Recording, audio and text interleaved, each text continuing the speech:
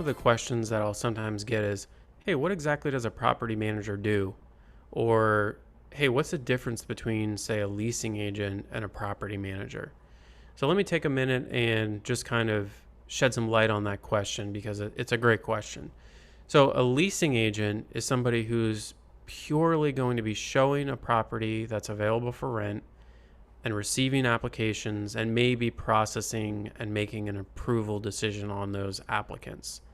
So if you as a property owner are comfortable collecting the rent and dealing with maintenance, but you're not so hot on going to your property 3 times a day to show an available unit for rent, you could actually hire a leasing agent or a property management company that does purely leasing or offers leasing as an a la carte option and just have them handle leasing for you. And the fee for that is usually going to be 1 month's rent. That's very industry standard for that activity.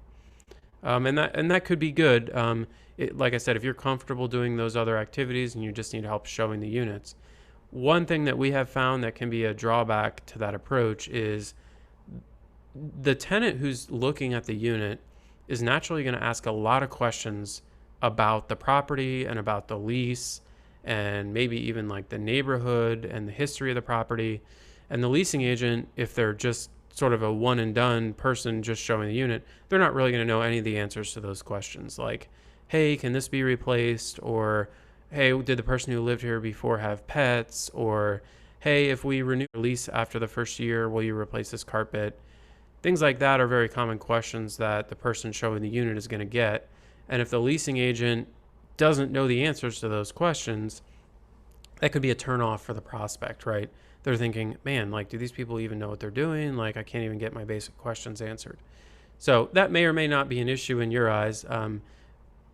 We think it's actually really important that the person showing the unit has a full understanding of all of those questions, as well as like, hey, I have a felony on my record from 3 years ago. Am I going to be denied if I apply? Things like that. So for that reason, the folks who show our properties and our units are direct employees of our company and are dealing with the residents in an ongoing basis, and they will know the answers to all those questions.